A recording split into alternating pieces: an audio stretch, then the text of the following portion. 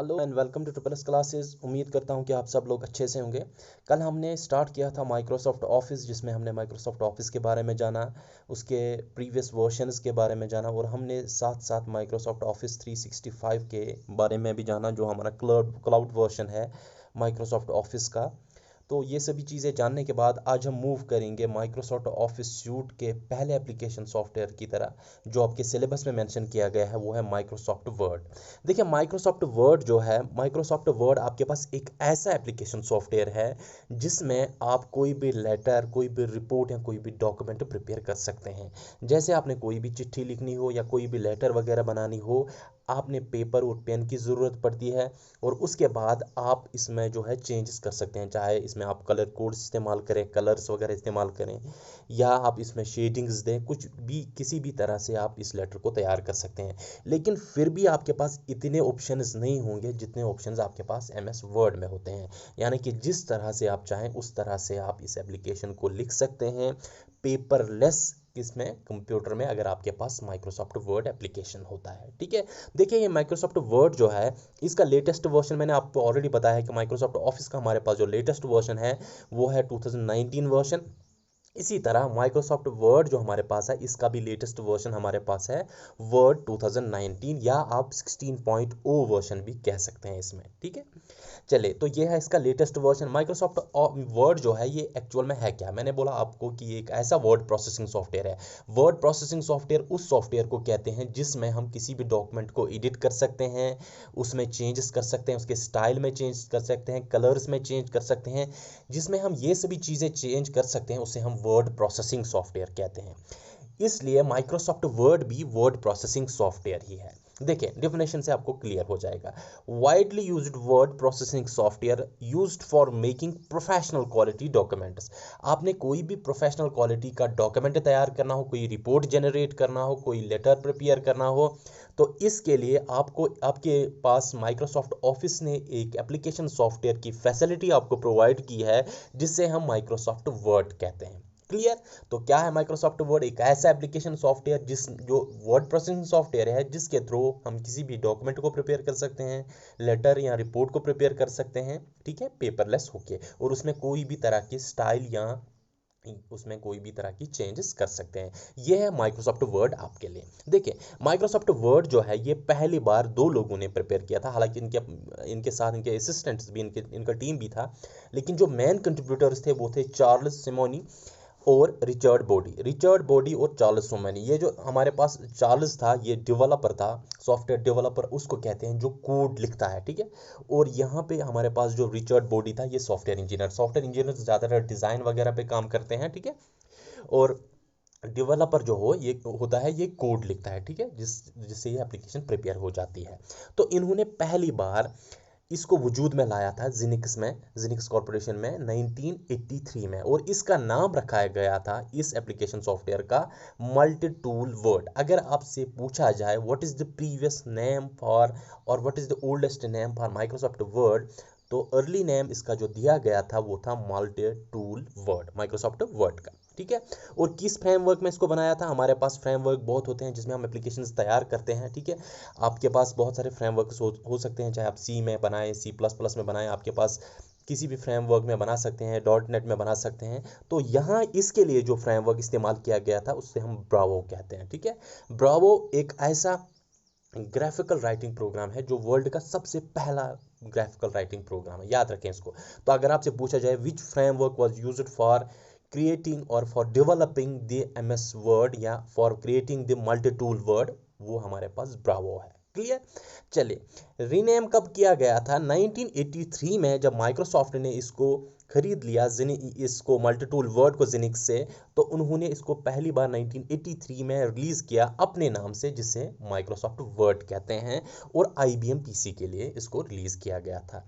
1985 में Mac operating system के लिए ये रिलीज़ किया गया था, और 1989 में ये विंडोज़ ऑपरेटिंग सिस्टम के लिए रिलीज़ किया गया था। इसको विंडोज़ में कभी कभी ये भी कहते हैं what you see is what you get. ठीक है, यानी कि जो आप देख रहे हैं, जब जिस तरह से आप टेक्स्ट प्रिपेयर कर रहे हैं, ठीक है, चाहे आप उसको बोल्ड करें, चाहे आप उसको इटैलिक करें, ठीक है, जिस तरह से आप यहाँ आपको यहाँ पे दिखता है वैसा ही आपको मिलेगा। अगर आप प्रिंट उसको करना चाहेंगे तो ऐसे ही आपको प्रिंट करके वो मिल जाएगा, ठीक है। इसलिए इसको कभी कभी कहते हैं what you see is what you get, ठीक है। अच्छा, अगर आप ये फाइल तैयार करते हैं, जो ही आप ये फाइल तैयार करते हैं उसको आप इस एक नाम से सेव करते हैं, लेकिन हर टाइप के फाइल का एक एक्सटेंशन रहता है। जिस तरह मैंने आपको पीडीएफ में बताया था कि पीडीएफ का हमारे पास जो एक्सटेंशन है वो है डॉट पीडीएफ, उस तरह से हम समझ पाते हैं या कंप्यूटर समझ लेता है कि ये किस तरह की फाइल है। इसी तरह अगर आपके पास वर्ड फाइल है तो वर्ड फाइल का एक्सटेंशन है डॉट डॉक। ये 2003 तक जो भी वर्ड फाइल्स प्रिपेयर होती थी उनका एक्सटेंशन डॉट डॉक होता था। लेकिन उसके बाद इसमें बहुत सारी चेंजेस आ गए। अगर इसमें मल्टीमीडिया कंटेंट आप डाल देते थे तो इसमें जो है फॉर्मेट बिल्कुल चेंज होता था, अगर आप एक जगह से दूसरी जगह इसको डिस्ट्रीब्यूट करते थे। इसलिए इसमें चेंजेस आ गई और इसका नया एक्सटेंशन जो बनाया गया वो है डॉट डॉक्स, यानी कि इसको XML फॉर्मेट बना गया। XML का फुल फॉर्म क्या है? Extended markup language. ये एक टैग बेस्ड लैंग्वेज है, जिस तरह आपकी HTML है, ये हम यूज़ करते हैं जब भी हम डॉक्यूमेंट में जो हमारे पास जो कंटेंट होता है उस कंटेंट को प्रिजर्व करने के लिए, उस कंटेंट के फॉर्मेट को प्रिजर्व करने के लिए हम ये ओपन XML को यूज़ करते हैं, या हम इसको ओपन XML भी कहते हैं। देखिए 2007 और 2007 से आगे जो भी हमारे पास MS वर्ड में फाइल्स क्रिएट होते हैं उनका एक्सटेंशन होता है डॉट डॉक्स। रीज़न यही था कि पहले जब डॉट डॉक हम यूज़ करते थे उसमें उसको अगर उस फाइल को एक जगह से दूसरी जगह ट्रांसफ़र करते थे तो डिस्ट्रीब्यूशन के बाद उसके फॉर्मेट में चेंज आता था। लेकिन यहाँ डॉट डॉक्स में XML फॉर्मेट यूज़ किया गया, तो इसमें आपके फॉर्मेट में कोई भी चेंज नहीं आती है। मैंने इसका जिक्र पहले भी किया था जब मैंने पीडीएफ को पढ़ाया था, ठीक है। पीडीएफ का जब हमने लेक्चर दिया था उसमें मैंने इस चीज़ का जिक्र किया था क्यों हम ये चेंज करते हैं XML फॉर्मेट में। देखिए अगर आप डिफ़ॉल्ट फाइल क्रिएट करें जिसको आप अभी सेव नहीं करते हैं तो डिफ़ॉल्ट नाम इसका आता है document1। याद रखें, अगर आपसे पूछा जाए what is the default name for the word file तो उसका डिफ़ॉल्ट नेम रहता है document1, अगर अभी तक आपने सेव नहीं किया है, ठीक है। चलिए, मैक्सिमम फाइल क्या होता है? अगर आपके पास खाली टेक्स्ट है आपके फाइल में, जो आप डॉक्यूमेंट प्रिपेयर करते हैं, अगर उसमें खाली टेक्स्ट है तो उसका साइज़ जो है 32 MB तक आप रख सकते हैं, ठीक। और अगर उसमें ग्राफिक्स है या बाकी कोई और कंटेंट एम्बेडेड है, कोई मल्टीमीडिया फाइल वगैरह है, तो इसका साइज़ जो है 512 MB तक जा सकता है। रीज़न क्या है? ये जो हमारे पास टेक्स्ट होता है, टेक्स्ट को जब हम कंप्रेस करते हैं तो उसको हम ज़्यादा कंप्रेस नहीं कर पाते हैं। लेकिन अगर आपके फाइल में ग्राफिक्स है, अगर आपके फाइल में कोई इमेज वगैरह है, उसको कंप्रेस करके हम छोटे साइज तक ला सकते हैं। इसलिए ग्राफिक्स और एम्बेडेड कंटेंट अगर आपके फाइल में होगा तो उसका मैक्सिमम साइज क्या रहेगा? 512 MB। क्लियर? चलिए, अब हम देखते हैं कि किस तरह से हम ओपन करेंगे MS वर्ड को। हमारे पास अगर कंप्यूटर रहता है तो यहाँ कंप्यूटर में MS वर्ड खोलने के लिए, यानी कि MS वर्ड एप्लीकेशन को ओपन करने के लिए आपके पास कौन कौन से तरीके हैं? सबसे पहले अगर आपके पास कंप्यूटर है तो आपके कंप्यूटर स्क्रीन इस तरह रहता है। यहाँ पे एक बटन रहता है जिसे हम स्टार्ट बटन कहते हैं, ठीक है। यहाँ स्टार्ट कॉर्नर में, लेफ्ट कॉर्नर में, लेफ्ट बॉटम कॉर्नर में एक बटन रहता है जिसे हम स्टार्ट बटन कहते हैं, ठीक है। तो इस बटन पे जब आप क्लिक करेंगे, ठीक है, जो ही आप इस पर क्लिक करेंगे तो आपके पास यहाँ पे एक मेनू आ जाएगा। इस मेनू में आपके पास बहुत सारे ऑप्शंस आ जाएंगे।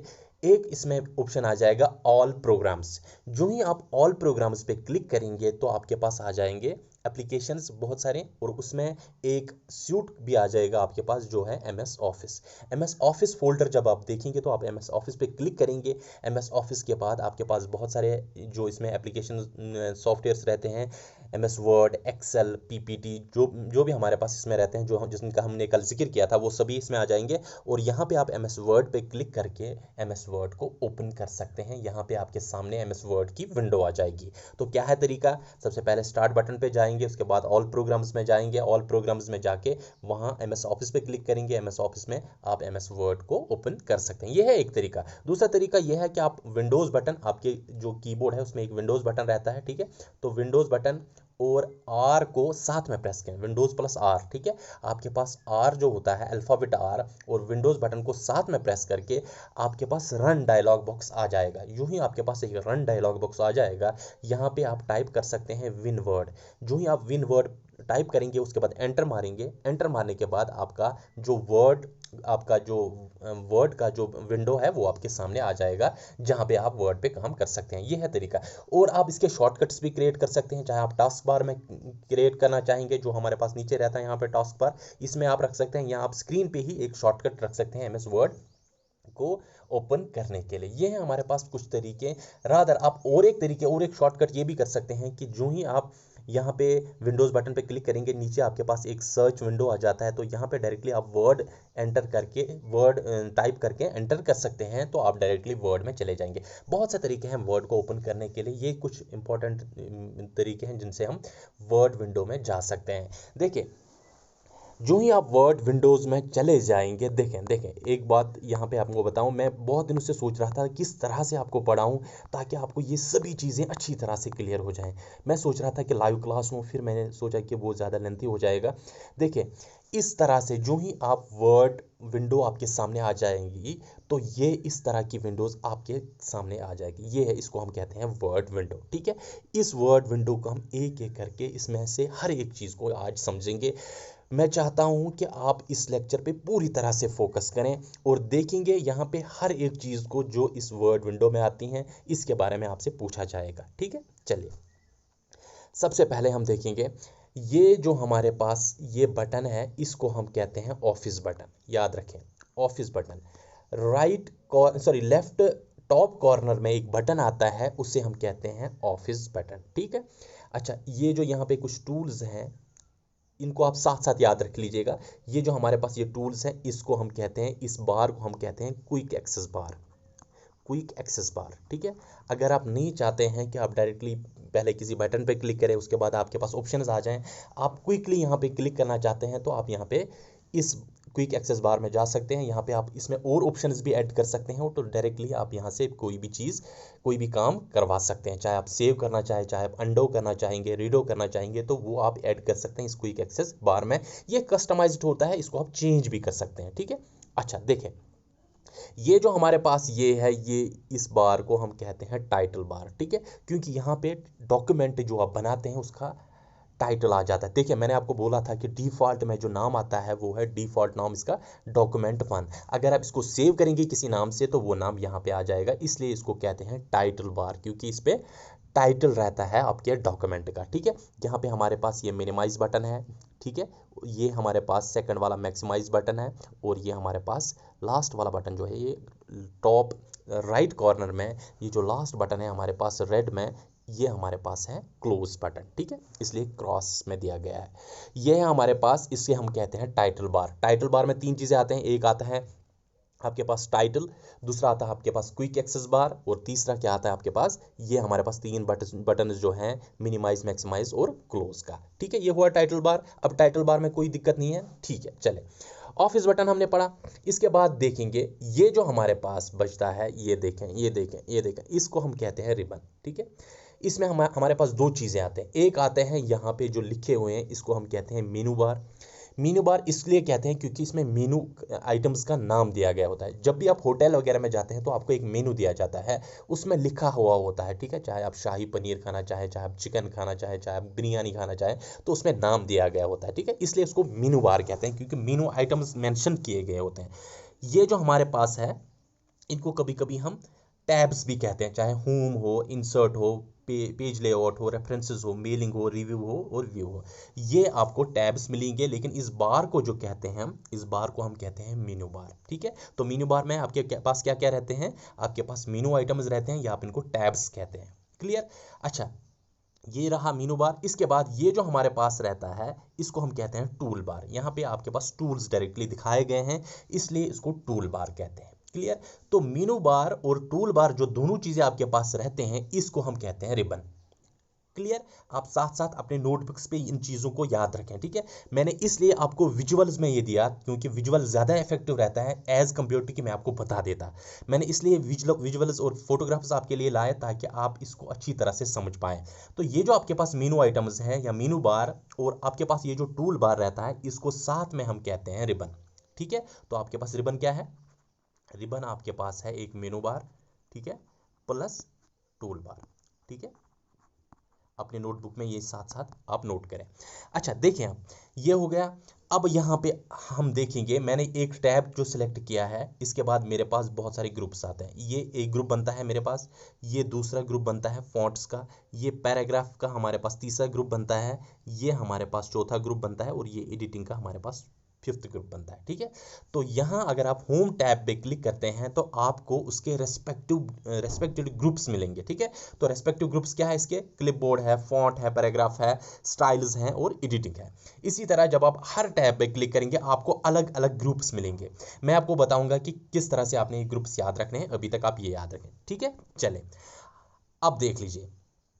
यहाँ तो इसके बाद हमने पढ़ा कि हमारे पास सबसे पहले जो आता है टॉप पे टाइटल बार आता है, उसके बाद मेनू बार आता है, हमारे पास क्विक एक्सेस बार जो आता है यहाँ पे। ठीक है, इसके बाद हमारे पास ये टूल बार्स आते हैं, ग्रुप्स आते हैं। ठीक है, ये हमारे पास आ गया, इसको हम कहते हैं रूलर। ठीक है, ये हमारे पास टॉप रूलर है और ये हमारे पास हॉरिजॉन्टल रूलर है, ये हमारे पास वर्टिकल रूलर है। ठीक है, यह हमारे पास है स्क्रॉल बार, इसको हम कहते हैं, इसको हम वर्टिकल स्क्रॉल बार कहते हैं और इसको हम कहते हैं, तो ये रहा हमारे पास वर्टिकल स्क्रॉल बार।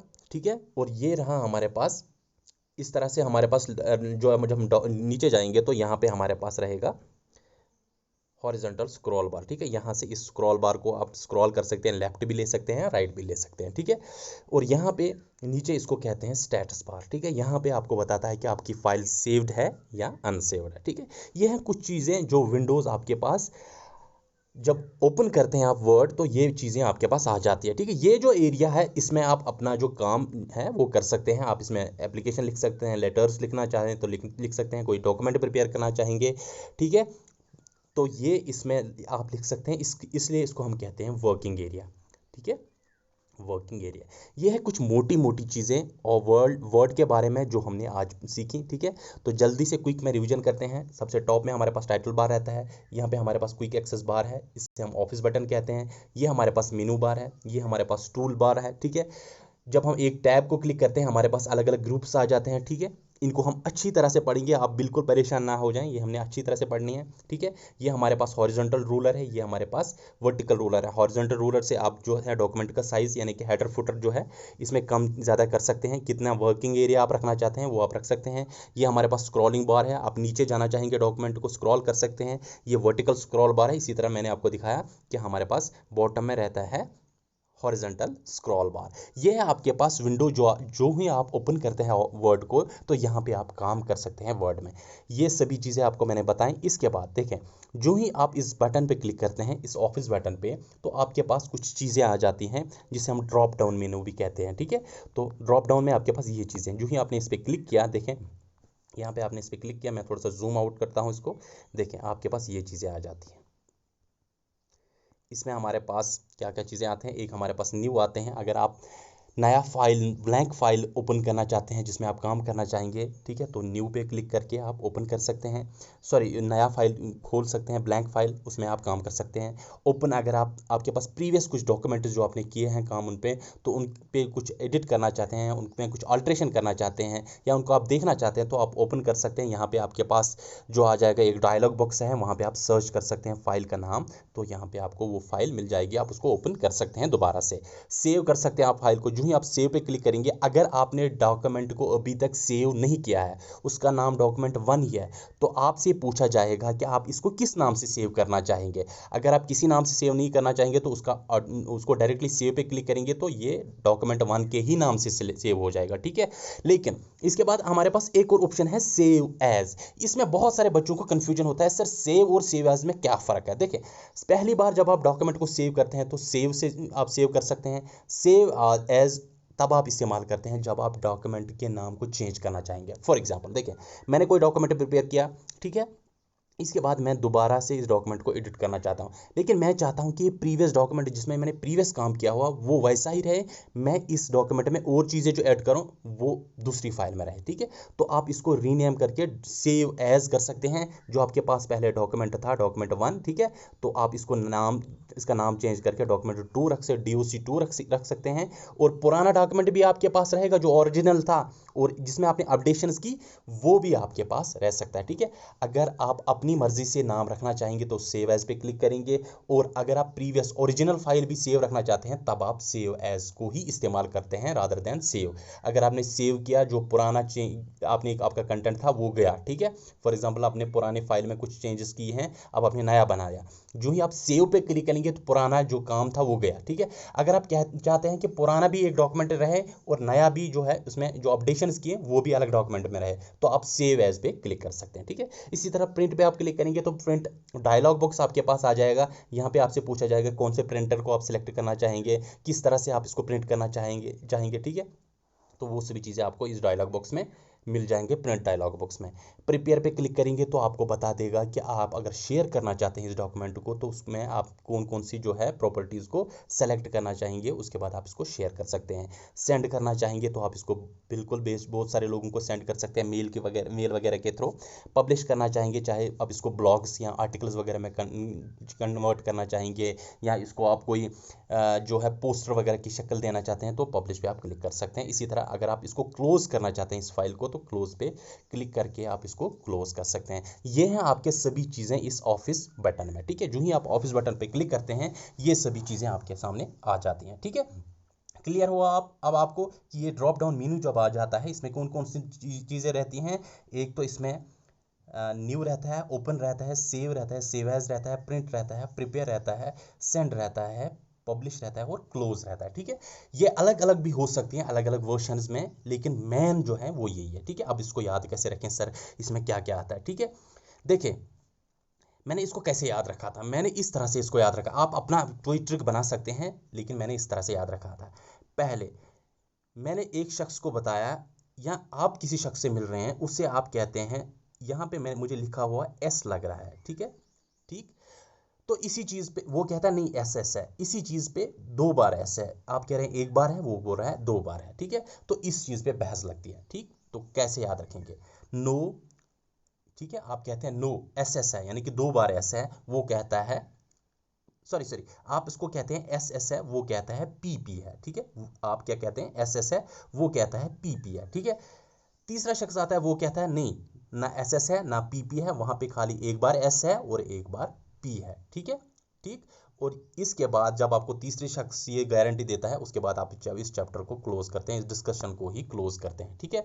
तो क्या होता है, आप क्या कहते हैं, नो ये एस एस है, वो कहता है नहीं पी पी है, ठीक है। तीसरा शख्स आता है, वो कहता है 1 बार एस है 1 बार पी है, उसके बाद आप इस चैप्टर को क्लोज करते हैं, याद रखना, ठीक है। बड़ा आसान सा है। नो क्या है, एस एस है, आप कहते हैं नहीं नहीं पी पी है, फिर आता है तीसरा शख्स, वो कहता है 1 बार एस है 1 बार पी है और उसके बाद क्लोज है। इस तरह से आपको याद रहेगा।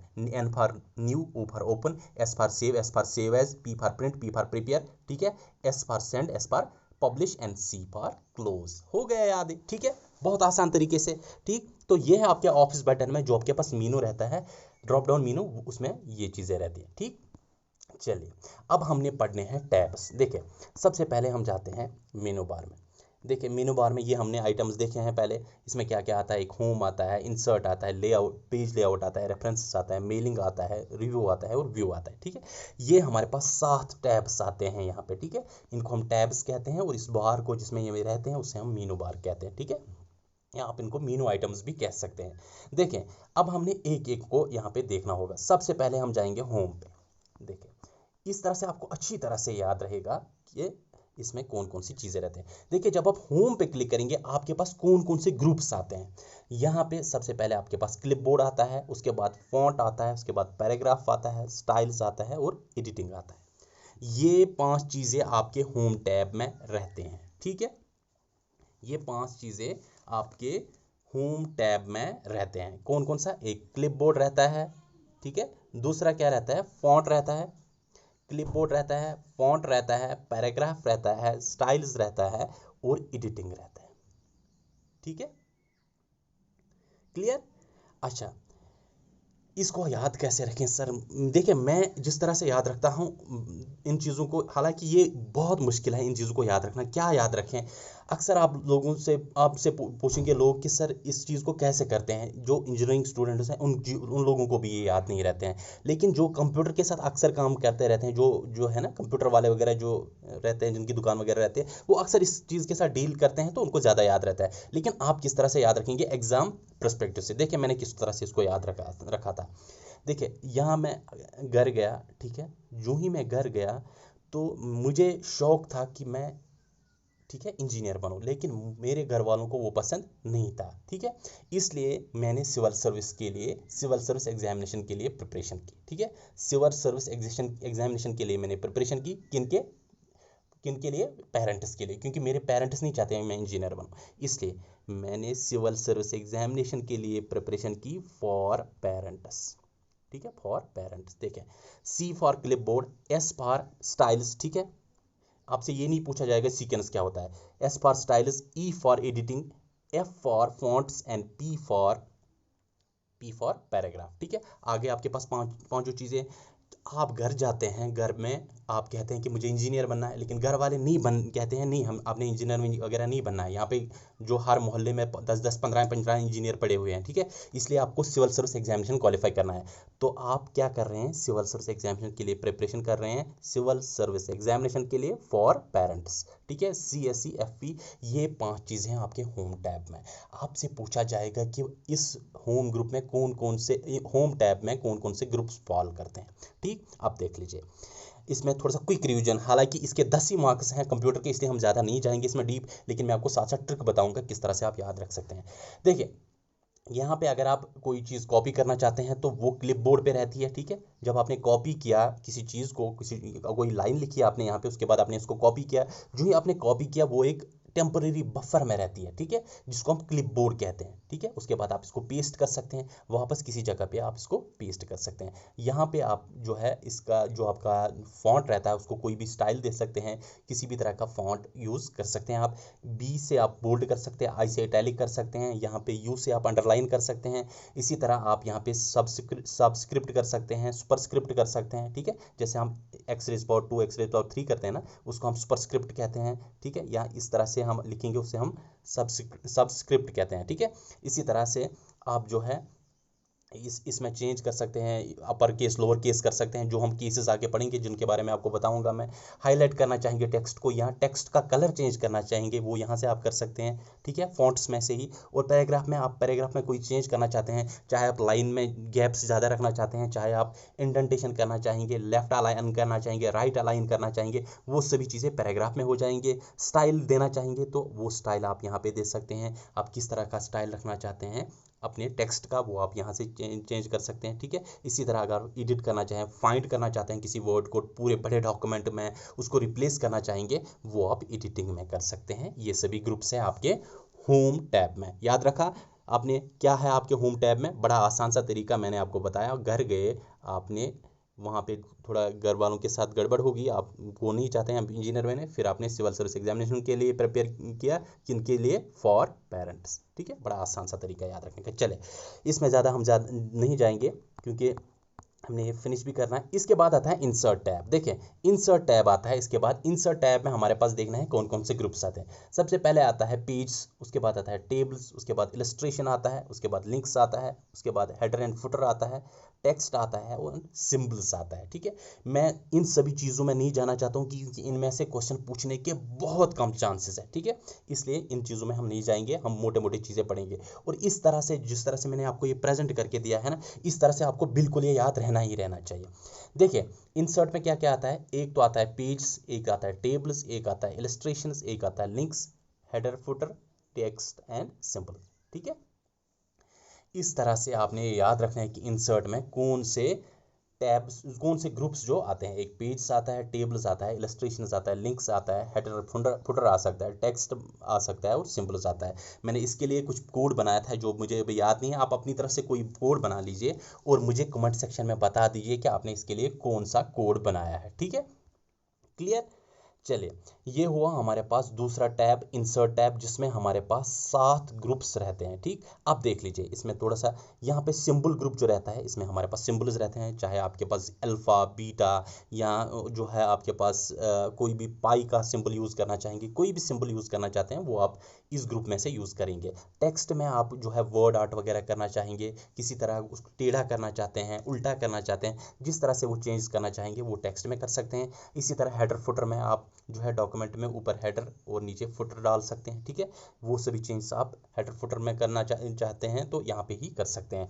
लिंक्स वगैरह डालना चाहते हैं, हाइपर लिंक, यानी कि जो ही आप किसी लिंक पे क्लिक करते हैं तो वो आपको वहाँ पे लेके जाता है। ठीक है, आपके पास www.google.com है लिंक, तो उस पर क्लिक किया तो आपको गूगल में लेके जाता है। ठीक है, जैसे फेसबुक वगैरह पे आपके पास कोई लिंक रहता है तो उस लिंक पे क्लिक करके आपको वो ब्राउज़र में उस वेबसाइट वगैरह पे लेके जाता है। ठीक है, उन्हें हम हाइपर लिंक्स कहते हैं। अगर उनके साथ आप डील कर रहे हैं तो वो आपका लिंक्स वाले ग्रुप में मिल जाएगा। इसी तरह इलस्ट्रेशन, यानी कि अगर आप शेप्स वगैरह इंट्रोड्यूस करना चाहते हैं अपने डॉक्यूमेंट्स में, उसमें कुछ चार्ट वगैरह इंट्रोड्यूस करना चाहेंगे, वो आप इलस्ट्रेशंस में कर सकते हैं। पिक्चर वगैरह डालना चाहते हैं, वो सभी चीज़ें आप इस इलस्ट्रेशन वाले ग्रुप में से डाल सकते हैं। इसी तरह टेबल्स वगैरह इंट्रोड्यूस करना चाहेंगे तो टेबल्स वाले ग्रुप को आप यूज़ करेंगे। और अगर आप कवर पेज डालना चाहेंगे, सबसे पहला फ्रंट पेज जो है उसको डालना चाहेंगे, या ब्लैंक पेज चाहिए आपको, या पेज में ब्रेक चाहिए। ठीक है, अगर आप ऑटोमेटिकली पेज में ब्रेक आता है तो उससे हम सॉफ्ट पेज ब्रेक कहते हैं। ठीक है, यानी कि पेज खत्म हुआ उसके बाद ऑटोमेटिकली आपके पास दूसरा पेज आता है, उससे हम कहते हैं सॉफ्ट पेज ब्रेक। ठीक है,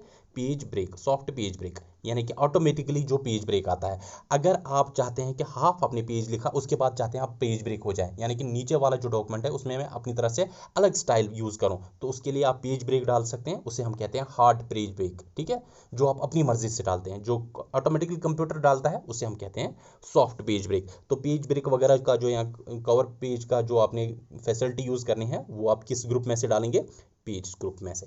क्लियर? ठीक है, ये चीज़ें आपने याद रखना है। आपने याद क्या रखना है, मोटे मोटे अल्फाजों में आपने ये 7 ग्रुप्स याद रखने हैं, कौन कौन से ग्रुप्स आते हैं आपके इस वाले इंसर्ट वाले टैब में। ठीक है, ये 7 आप मुझे ट्रिक बताएंगे कि जिस तरह से मैंने आपको ऊपर वाले के लिए ट्रिक बताई, ऊपर वाले टैब की, होम टैब के लिए, इसी तरह आप इसके लिए मुझे ट्रिक बताएंगे और आप कमेंट सेक्शन में मेंशन करेंगे। चलिए आते हैं तीसरे टैब पे। तीसरा टैब जो हमारे पास है वो है पेज लेआउट। ठीक है, तो पेज लेआउट जो हमारे पास है, पेज लेआउट टैब, इसमें हमारे पास कौन कौन से ग्रुप्स आते हैं, यानी कि थीम्स। आप टेक्स्ट में थीम जो ऐड कर सकते हैं, आपको पता है आप मोबाइल वगैरह में थीम्स इस्तेमाल कर सकते हैं, तो थीम वगैरह इस्तेमाल करना चाहेंगे तो आप इस ग्रुप में जा सकते हैं।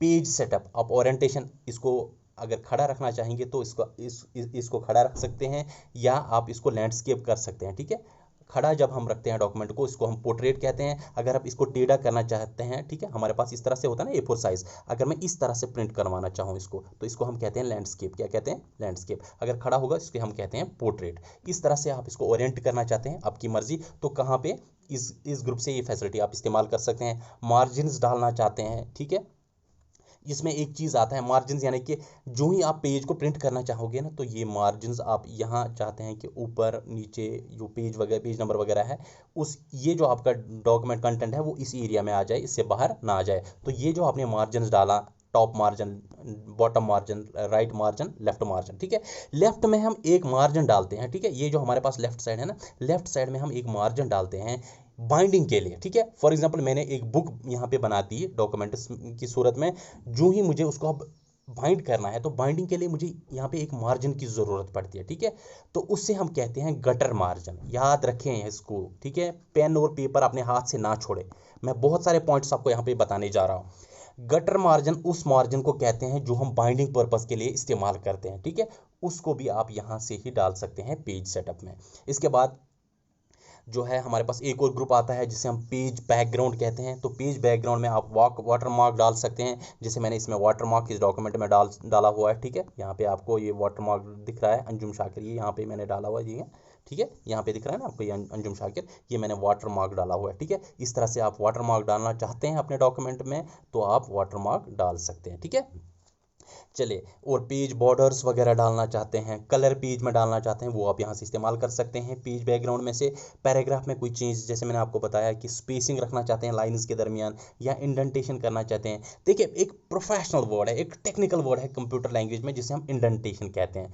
जो ही हम प्रोग्राम लिखते हैं ना, तो वहाँ पर हमें ज़रूरत पड़ती है कि कहाँ पर हमने जो है स्पेस देना है, कहाँ पर कम स्पेस देना है, कहाँ पर ज़्यादा स्पेस देना है। एक फॉर्मेटिंग जो करते हैं ना, उसको टेक्निकली हम इंडेंटेशन कहते हैं। जैसे आप पैरा लिखते हैं ना, तो पहला पैरा में जो आप थोड़ा सा स्पेस देते हैं, उसके बाद पैरा स्टार्ट करते हैं। दूसरे पैरा में जो है आप पहले से ही स्टार्ट करते हैं, ठीक है। अगर लाइन यहाँ पे एंड पे खत्म होता है तो आप थोड़ा सा स्पेस देते हैं, अगर नहीं होता है तो आपको स्पेस देने की ज़रूरत नहीं पड़ती है। ये जो रूल्स है ना किस तरह से फॉर्मेट में हम डॉक्यूमेंट बनाएं, इससे हम इंडेंटेशन कहते हैं टेक्निकली, ठीक है। तो ये इंडेंटेशन वगैरह करना चाहेंगे आप, तो पैराग्राफ्स जो ग्रुप है हमारे पास अवेलेबल पेज लेआउट में, यहाँ से आप कर सकते हैं। यहाँ आप डेटा को अरेंज करना चाहेंगे, जिस तरह से आपके पास कोई पिक्चर होता है उसके सामने कोई टेक्स्ट लाना चाहते हैं, उसे हम कहते हैं टेक्स्ट रैप वगैरह, ठीक है। उसे हम कहते हैं ब्रिंग टू द फ्रंट। या टेक्स्ट जो आपके पास है उसमें आप कोई चेंज करना चाहते हैं, लेफ्ट लेना चाहते हैं, राइट लेना चाहते हैं, वो आप कहाँ पे कर सकते हैं, यहाँ अरेंज ग्रुप में, ठीक है। अब आपके पास पेज लेआउट में याद क्या रखना है, मोटे मोटे अल्फाजों में आपने ये 5 ग्रुप्स याद रखने हैं। कौन से 5 ग्रुप्स हैं? इसमें है थीम्स, इसमें पेज सेटअप है, पेज बैकग्राउंड है, पैराग्राफ है और अरेंज है। ये 5 ग्रुप्स है इसमें, ठीक है। देखें अब इसको याद कैसे रखें, मैंने कैसे याद रखा था आपको बताता हूँ वो ट्रिक। पेज लेआउट की बात चल रही है यहाँ पे, ठीक है। पेज लेआउट की बात चल रहे हैं। आप अपने प्रोफेसर या अपने लेक्चरर के पास जाते हैं, जो आपका गाइड वगैरह रहता है, जब ने अपने फाइनल डॉक्यूमेंट, अपने चाहे आपका प्रोजेक्ट हो या आपकी जो है कोई प्रोजेक्ट वगैरह जो आपको कॉलेज में मिलता है, उसके लिए आपने एक डॉक्यूमेंटेशन फाइल में तैयार करनी होती है, जिसे आप थीसिस वगैरह कहते हैं। जब आपने वो तैयार करनी होती है ना, उसके बाद आप अपने प्रोफेसर से बार बार गाइडलाइंस लेते हैं कि सर मुझे किस तरह से ये बनाना है, तो वो आपसे एक गाइडलाइन देता है जो आपने याद रखना है। बात चल रही है पेज लेआउट की, ठीक है। तो वो आपसे कहता है 2 पेज पर, सॉरी 2 पैरा पर पेज अलाउड, ठीक है। वो आपसे कहता है 2 पैरा पर पेज अलाउड, यानी कि हर एक पेज में आपने 2 पैरा रखने हैं, उससे ज़्यादा नहीं रखना है, यही अलाउड है, ठीक है। अब आप याद कैसे रखेंगे, देखें 2 पैरा पर पेज अलाउड, ठीक है। 2 मीन्स थीम्स, पेज, ठीक है। 2 पेज यानी कि पेज सेटअप, पैरा, ठीक है, पेज बैकग्राउंड, ठीक है, पी से पैराग्राफ, ठीक, और अलाउड ए से अरेंज, ठीक है। ये 5 चीज़ें आपने याद रखना है। पेज लेआउट की बात जो ही आपके जहन में आ जाएगी, आपने याद करना है। मैं अपने प्रोफेसर के पास गया था, सर पेज लेआउट क्या रखूं? उसने मुझे कहा 2 पैरा पर पेज अलाउड, मैंने इस तरह से याद रखा 2 पैरा पर पेज अलाउड, ठीक है। इस तरह से आप याद रख सकते हैं पेज लेआउट में कौन कौन सी चीज़ें आती हैं, कौन कौन से ग्रुप्स आते हैं, अगर आपसे पूछा जाए। बहुत बार ये पूछा गया है, इसलिए मैं ग्रुप्स पे ज़्यादा फोकस कर रहा हूँ, ठीक है। क्लियर? पेज लेआउट अब आपको याद रखा, इसमें कौन कौन से ग्रुप्स हैं याद, आपको बिल्कुल भूलना ही नहीं चाहिए। होम और पेज लेआउट आपको बिल्कुल ही नहीं भूलना चाहिए। ये 2 ट्रिक्स जो मैंने आपको दिया ना, होम के लिए तो आपको बिल्कुल याद रहेगा वो चीज़ें जो मैंने आपको बताया, इसी तरह पेज लेआउट में। चलिए ज़्यादा बातें नहीं करते हैं, आगे जाते हैं। इसके बाद आता है हमारे पास रेफरेंसेस, ठीक है। रेफरेंसेस हमारे पास एक और टैब है। रेफरेंसेस टैब में हमारे पास कौन कौन से ग्रुप्स आते हैं, इसमें हमारे पास आता है टेबल ऑफ कंटेंट्स, इसमें आता है हमारे पास फुटनोट्स, इसमें आता है हमारे पास स्टेशंस एंड बिब्लियोग्राफी, इसमें हमारे पास आता है caption, index and table of authorities. इसको आप अच्छी तरह से, जो ही आपको रेफरेंस की बात आ जाएगी ना, तो आपने याद रखना है कि इसमें ज़्यादातर टेबल के रिलेटेड ही चीज़ें होंगी।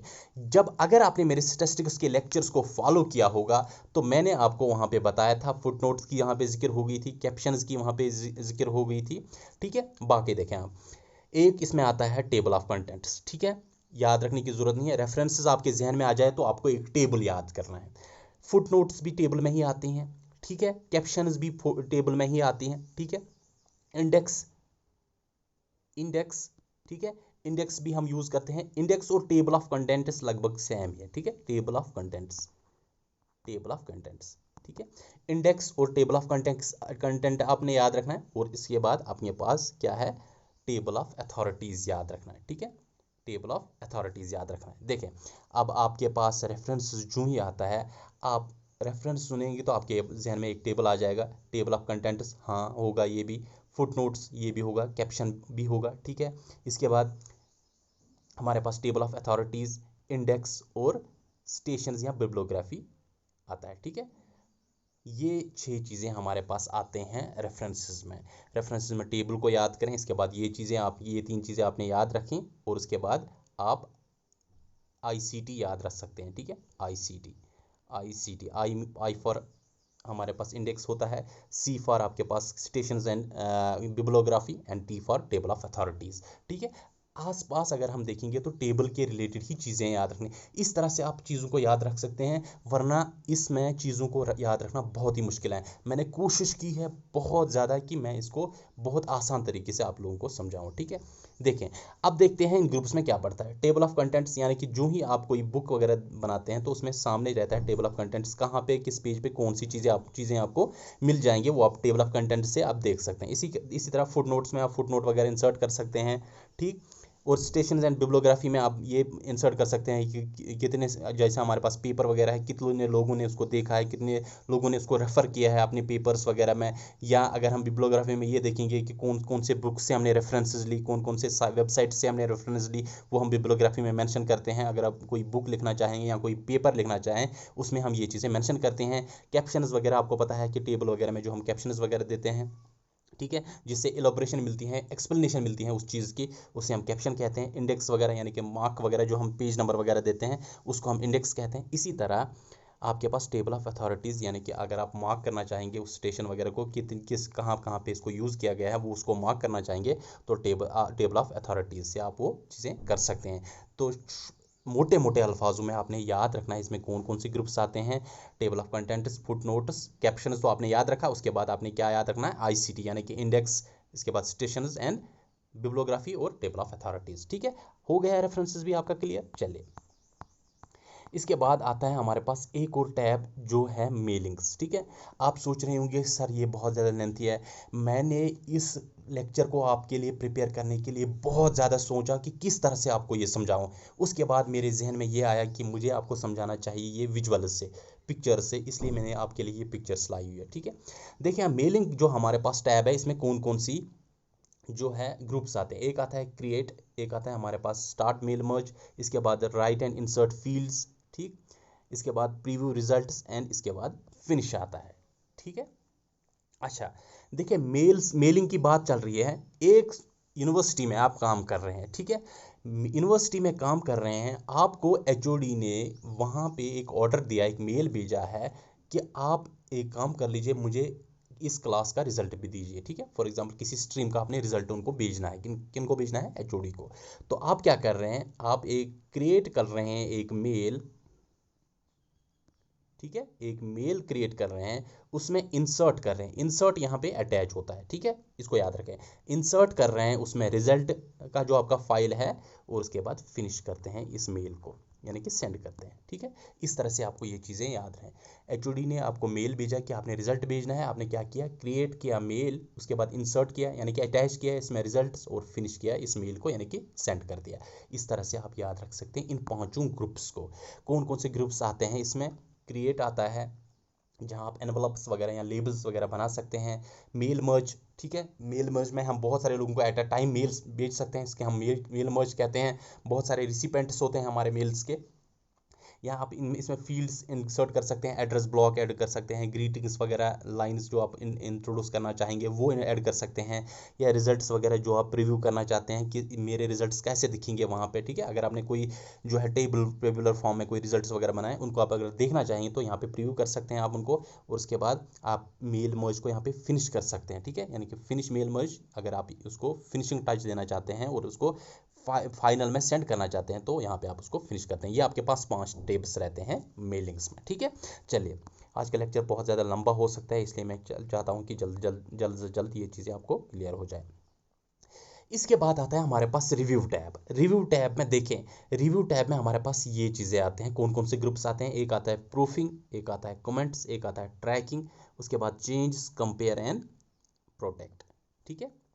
एक आता है आपके पास प्रूफिंग, एक आता है कमेंट, एक आता है ट्रैकिंग, एक आता है आपके पास चेंज, एक आता है कंपेयर, एक आता है आपके पास प्रोटेक्ट, ठीक है। बड़ा बड़ा आसान हो गया आपके लिए बड़ा ही आसान हो। PCCCCT, ठीक है, बड़ा ही आसान हो गया आपके लिए याद रखना। प्रीव्यू के लिए आपने याद रखना है PPCCT, ठीक है, इस तरह से आप याद रख सकते हैं। देखिए अपनी अपनी कोई ट्रिक बनाना चाहेंगे, that will be more than welcome. देखिए अब इसमें क्या रहता है, एक तो रिव्यू में रहता है सबसे पहले प्रूफिंग, ठीक है, जिसमें हमारे पास जो है स्पेलिंग मिस्टेक या ऑटो स्पेलिंग मिस्टेक्स जो रहते हैं, ग्रामेटिकल मिस्टेक्स जो रहते हैं, उसको ऑटो करेक्ट किया जाता है। थिजॉर्स जो हमारे पास यहाँ पे रहता है, इसमें हम डिक्शनरी वगैरह हम देखते हैं कि सिनोनिम्स वगैरह जो होते हैं किसी वर्ड के, वो हम यहाँ पे यूज़ कर सकते हैं। इसी तरह कमेंट्स में आप कमेंट्स जो है नीचे कमेंट ऐड कर सकते हैं अपने डॉक्यूमेंट में, जिसको हम स्टार की सूरत में कोई कमेंट ऐड करना चाहेंगे। इसी तरह ट्रैकिंग में आप जो है मार्कअप्स वगैरह ऐड कर सकते हैं। जो है बलून्स वगैरह आप ऐड करना चाहेंगे, जिस तरह से कोई बलून रहता है ना कोई फाइल में साइड में, तो उसमें आप कोई चीज़ मेंशन करना चाहेंगे, वो आप ट्रैकिंग में रख सकते हैं। इसी तरह कोई चेंज करना चाहेंगे, ठीक है, या कंपेयर करना चाहेंगे डॉक्यूमेंट्स को, या डॉक्यूमेंट को प्रोटेक्ट करना चाहेंगे, उसको पासवर्ड वगैरह देना चाहेंगे, तो वो आप रिव्यू में कर सकते हैं। मोटे अल्फाजों में आपने क्या याद रखना है, आपने याद रखना है कि रिव्यू में, हमारे रिव्यू टैब में हमारे पास कौन कौन से ग्रुप्स रहते हैं। ये ज़्यादा क्वेश्चन पूछने के चांसेस हैं, क्योंकि खाली 10 मार्क्स है आपके कंप्यूटर के, इसलिए हम ज़्यादा डीप नहीं जाएंगे। तो आपने याद रखना है, इसमें आपके पास है TPP एंड CCC, ठीक है, ये आपके पास इसमें टैब्स है। एक तो सबसे पहले ट्रैकिंग है, उसके बाद प्रूफिंग है, उसके बाद आपके पास प्रोटेक्ट है, कमेंट्स है, चेंज है और कंपेयर है। ये चीज़ें आपके इस रिव्यू टैब में रहती हैं, ठीक है। चलिए, अच्छा, इसके बाद आता है हमारे पास last but not the least, वो है व्यू टैब। व्यू टैब में हमारे पास क्या रहता है, व्यू टैब में हमारे पास डॉक्यूमेंट व्यू रहता है, उसके बाद शो और हाइड ग्रुप रहता है, वो जूम हमारे पास एक ग्रुप रहता है, विंडोज़ ग्रुप रहता है और माइक्रोज ग्रुप रहता है, ठीक है। चलिए देखिए, अब इसको याद कैसे रखना है। मैंने इसको याद इस तरह से रखा है, डॉक्यूमेंट शुड जूम, ठीक है, वीक मार्क्स यानी कि आपके पास अगर कोई डॉक्यूमेंट हो, तो अगर उसमें कोई वीक मार्क्स हैं, यानी कि छोटे छोटे कोई चीज़ें हैं, उनको जूम करने की फैसिलिटी होनी चाहिए उस डॉक्यूमेंट में, ठीक है, ताकि हम उन मार्क्स को देख सकें, ठीक है। डॉक्यूमेंट शुड जूम, व्यू की बात चल रही है ना, तो इसलिए आपको ये अच्छी तरह से याद रहेगा।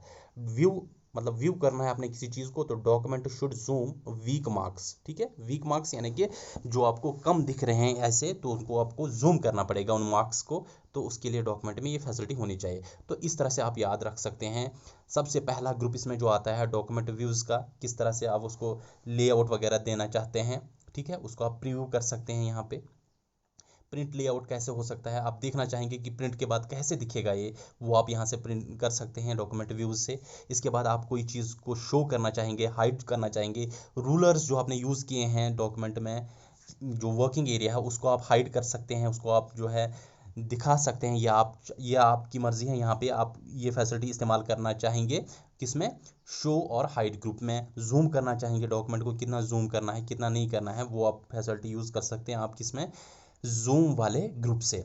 इसी तरह आप विंडोज़ में उसमें स्प्लिट लाना चाहते हैं, उसको किस तरह से अरेंज करना चाहेंगे, 2 कॉलम्स में डॉक्यूमेंट को अरेंज करना चाहेंगे या एक ही कॉलम में अरेंज करना चाहेंगे, ये आप किस वाले ग्रुप में कर सकते हैं, विंडोज़ वाले ग्रुप में। और इसी तरह मैक्रोज़ में आप जो है कोई चीज़, फॉर मैक्रोज़ किसके लिए इस्तेमाल होता है, मैं बताऊँ आपको। मैक्रोज़ अक्सर ये क्वेश्चन पूछा जाता है जब आप इंटरव्यूज़ वगैरह में जाते हैं ना, टेक्निकल इंटरव्यूज़ में, वहाँ पर ये क्वेश्चन पूछी जाती है अक्सर। देखिए मैक्रोज़ किसके लिए होता है, फॉर एग्जाम्पल मैं डॉक्यूमेंट में काम करता हूँ, ठीक है, डॉक्यूमेंट में काम करने के बाद फॉर एग्जांपल मुझे लगा कि अब मुझे कोई और काम पड़ गया है, तो मैं यहाँ पे एक जो है शॉर्टकट की रखता हूँ, ठीक है, रिकॉर्ड करता हूँ एक की, यानी फॉर एग्जांपल मैंने कोई की रिकॉर्ड की, मैंने Alt 3 मैंने एक की रखी, ठीक है, Alt 3 मैंने एक की रखी, यहाँ पे रिकॉर्ड किया है। इसके बाद जब मैं नेक्स्ट टाइम आ जाऊंगा, तो मैं दोबारा क्या करूंगा, मैं Alt 3 जो ही प्रेस करूंगा, ऑटोमेटिकली ये डॉक्यूमेंट मेरे पास ओपन हो जाएगा, ठीक है, मुझे डॉक्यूमेंट को ढूंढने की ज़रूरत नहीं पड़ेगी। मैं खाली Alt 3 करूंगा प्रेस, तो उसके बाद यानी कि आप एक शॉर्टकट रिकॉर्ड करते हो, दोबारा उस डॉक्यूमेंट पे आप काम करना चाहोगे, तो आपने वही शॉर्टकट प्रेस करना है, आप डायरेक्टली उस डॉक्यूमेंट पे आ सकते हैं, ठीक है। अपने डॉक्यूमेंट का जो शॉर्टकट है उसको रिकॉर्ड करने को ही मैक्रोस कहते हैं। याद रखा आपने, ठीक है। तो इसमें हमारे पास कौन से ग्रुप्स आते हैं व्यू टैब में? Document should zoom week marks, ठीक है। तो document, show hide, zoom, windows and macros. हमारे पास ये जो टैब्स रहते हैं, सबसे ज़्यादा मुश्किल होता है बच्चों को ये ग्रुप्स को याद रखना। मैंने इस तरह से आपको ट्रिक्स दिए हैं। अगर आपको पसंद आई मेरी ट्रिक्स तो कमेंट सेक्शन में ज़रूर मेंशन कर लीजिएगा। और जो जिसके लिए मैंने नहीं बताई उसकी ट्रिक आपने मुझे वहाँ पे खुद मेंशन करनी है, ठीक है। तो इसके साथ हमने ये सभी टैब्स जो हैं कंप्लीट किए हैं कि कौन कौन से इसमें ग्रुप्स आते हैं वो भी हमने देख लिए हैं। बड़ा क्विक लेक्चर में आज हमने ये माइक्रोसॉफ्ट वर्ड जो है इस तरह से हमने कंप्लीट किया। अब हम देखेंगे इसमें कुछ हमारे पास जो है शॉर्टकट कीज़ वगैरह देखें। और एक चीज़ आपने जो इसमें ख़ास ख्याल रखना है वो ये है कि इसमें शॉर्टकट कीज़ आपको बहुत लंबी लंबी भी बताई जाएंगी, लेकिन मैंने जो अक्सर पेपर्स में देखा है वहाँ पे बहुत सी सिंपल सी जो शॉर्टकट कीज़ है वो पूछी जाती है। अब मैंने एक ट्रिक ये यहाँ पे रखी है कि मैं आपको जो है जो हमारे पास जो कॉमन जो हमारे पास शॉर्टकट्स हैं पहले हम वो देखेंगे, जो हमारे एक्सेल में भी यूज़ होंगे, वर्ड में भी, एक्सेस में भी, पावर पॉइंट में भी।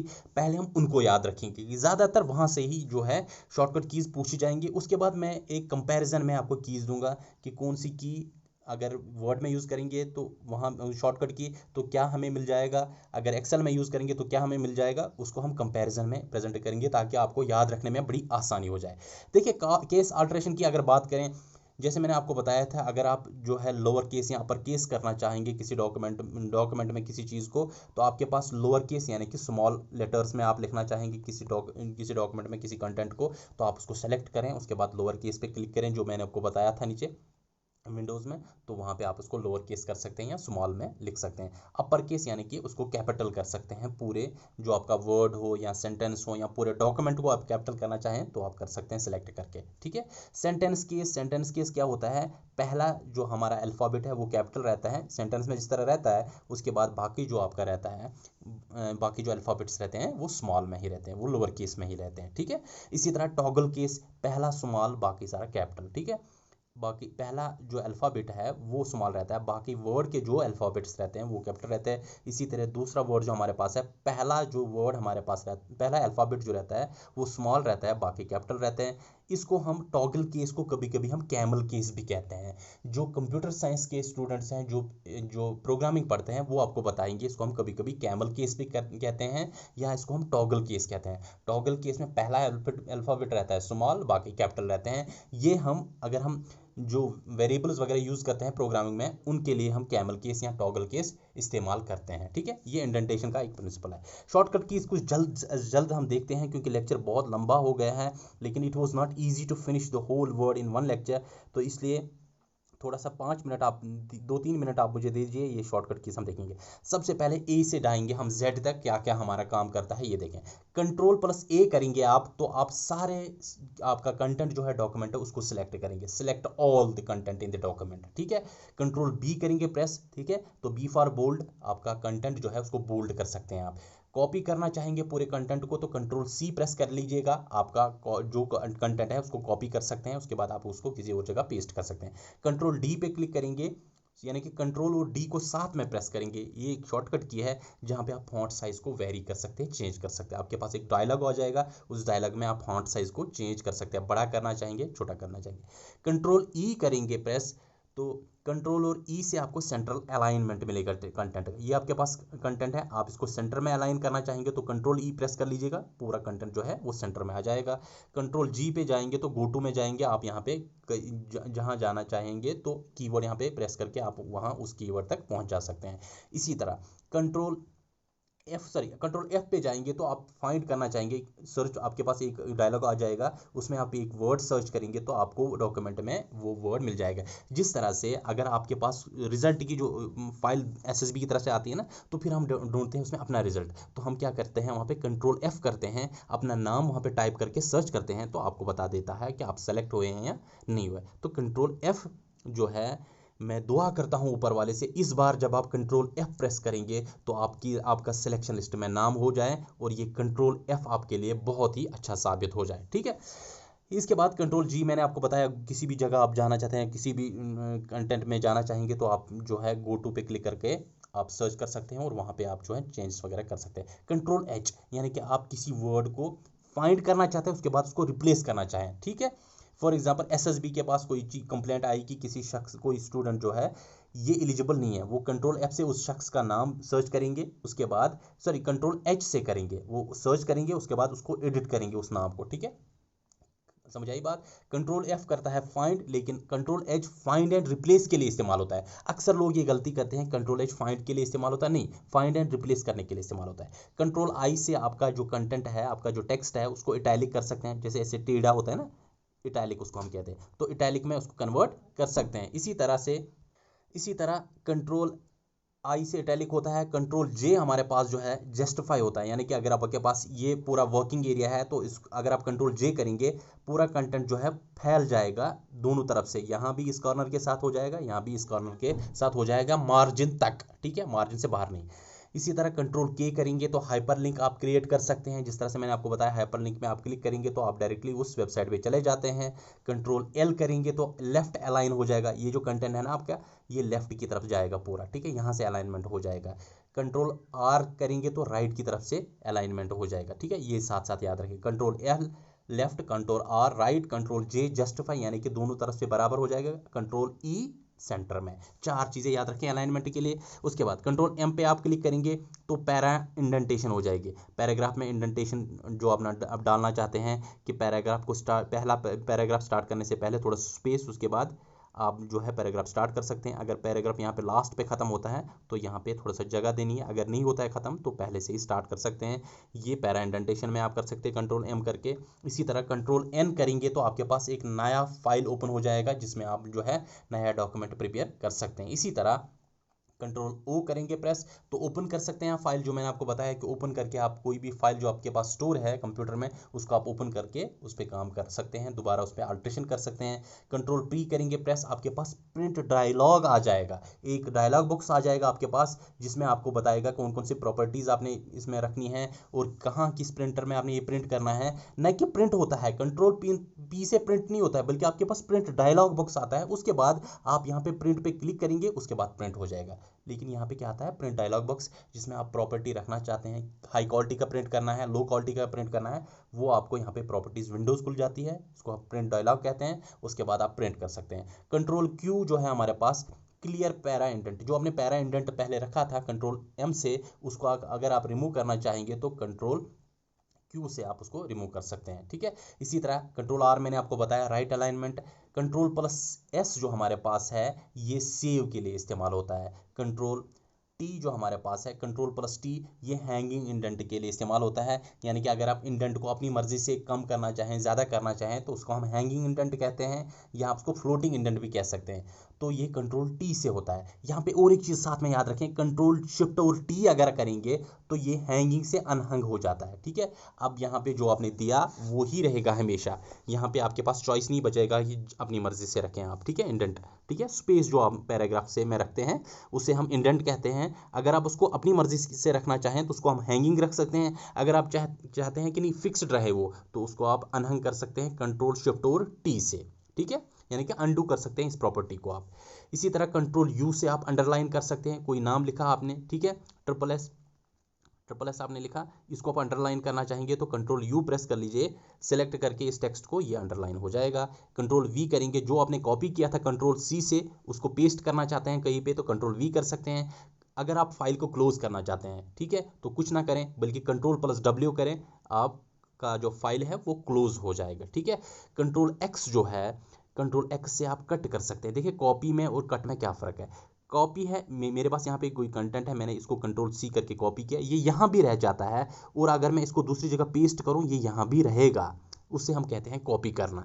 लेकिन कट का मतलब क्या है, होता है कंट्रोल एक्स, मैंने अगर कंट्रोल एक्स यहाँ पे किया तो ये यहाँ पे कट हो जाएगा, यानी कि यहाँ पे अब नहीं रहेगा, ये यहाँ पे नहीं रहेगा, बल्कि इस ओरिजिनल प्लेस से हट के अब ये खाली यहाँ पे, जहाँ पे मैं दोबारा पेस्ट करूँ वहाँ पे रहेगा, ठीक है।